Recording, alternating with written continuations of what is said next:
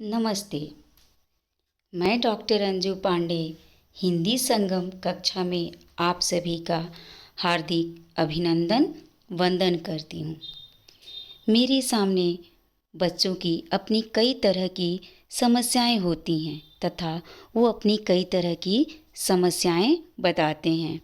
उनमें से मुख्य रूप से सबसे बड़ी समस्या यह होती है कि मैम हमें की और की का प्रयोग करने नहीं आता। जब कभी हम की और की का प्रयोग करते हैं तो हमसे कई गलतियां होती हैं। हमें यह समझ ही नहीं आता कि कहाँ पर की लगाएं और कहाँ पर की लगाएं।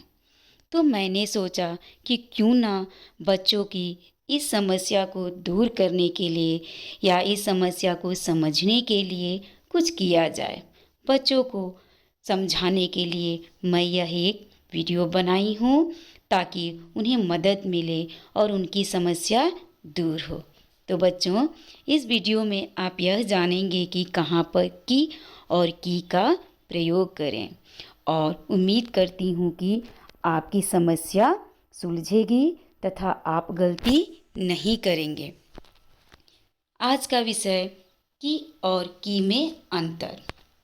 बच्चों, सबसे पहले हम बात करते हैं की का, यानी जब आप क पर छोटी ई की मात्रा लगाते हैं तो वह की बन जाता है और यह की योजक का काम करता है। योजक यानी दो वाक्यों को जोड़ने वाला।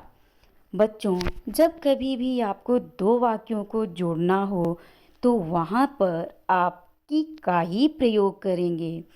इतना ही नहीं बच्चों, की हमेशा क्रिया के पहले आता है। और एक बात अवश्य ध्यान रखिएगा कि यह उपवाक्यों को जोड़ने का काम करता है। अब हम इसके उदाहरण देखते हैं। जैसे कि उसने कहा कि मैं चला जाऊंगा, मैंने कहा कि तुम पढ़ाई करो। ऊपर के वाक्य में उसने कहा चला जाऊंगा, यहाँ पर दोनों वाक्यों को जोड़ने का काम की कर रहा है। वैसे ही नीचे के वाक्यों को देखिए, यहाँ पर भी मैंने कहा पढ़ाई करो, इन दो वाक्यों को जोड़ने का काम भी की ही कर रहा है। तो बच्चों, एक बात अवश्य ध्यान रखिएगा कि हमेशा दो वाक्यों को जोड़ता है। यह योजक के रूप में काम करता है। अब हम की मात्रा को समझेंगे, यानी की को समझने और जानने की कोशिश करेंगे। की का प्रयोग वाक्य के अंत में किया जाता है। इसे क्रिया के रूप में भी जाना जाता है। यह संबंध बताने का काम भी करता है। इतना ही नहीं, यह परसर्ग है जो स्त्रीलिंग शब्दों को बताता है। सबसे मुख्य बात यह है बच्चों, आपको ध्यान देना होगा कि और की हमेशा उपवाक्यों को जोड़ता है, जबकि की हमेशा दो शब्दों को जोड़ता है। आगे बढ़ते हैं और अब हम उदाहरण देखते हैं। उदाहरण 1। की का प्रयोग वाक्य के अंत में किया जाता है। जैसे कि आज मैंने एक गलती की, उसने मुझसे दोस्ती की, आज की खरीदारी उसने की। बच्चों ध्यान दीजिए, गलती की, दोस्ती की, उसने की। ऊपर जैसे कि लिखा हुआ है कि वाक्य के अंत में की आता है, तो आप देख सकते हैं, समझ सकते हैं कि जहाँ कहीं पर भी वाक्य के अंत में की आए तो आप वहाँ पर की का ही प्रयोग करेंगे, यानी कि राइट साइड से मात्रा लगाएंगे। अब हम दूसरे उदाहरण की तरफ बढ़ते हैं, उसे समझते हैं और जानने की कोशिश करते हैं।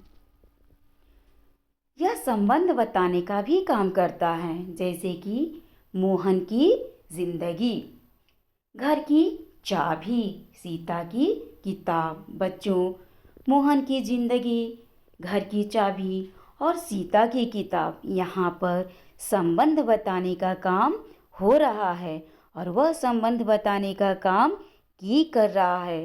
तो जब कभी भी संबंध वाले शब्द आएं तो वहाँ पर भी आप की का ही प्रयोग करेंगे। अब हम आगे बढ़ते हैं और अगला उदाहरण देखते हैं। यह एक प्रसर्ग है जो स्त्रीलिंग शब्दों के लिए आता है, जैसे लोगों की यही कहानी है, राधा की गुड़िया। बच्चों, कहानी, गुड़िया ये दोनों स्त्रीलिंग वाले शब्द हैं। ऐसे कई भी उदाहरण हैं, जब आप लिखेंगे पढ़ेंगे तो आपको मिलेंगे।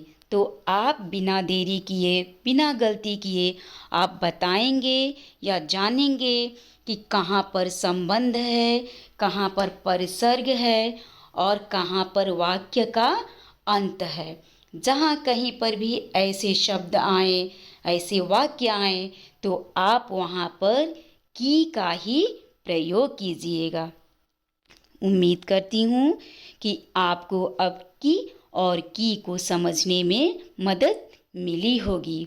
एक बार फिर से मैं दोहराना चाहूँगी कि और की यानी दो वाक्यों को जोड़ने का काम करने वाला योजक, और की यानी कि संबंध को बताने वाला, स्त्रीलिंग शब्द को बताने वाला तथा वाक्य के अंत में आने वाला।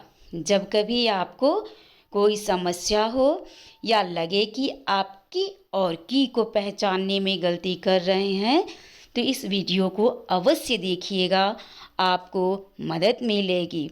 धन्यवाद। उम्मीद करती हूँ कि आपको यह वीडियो पसंद आई हो।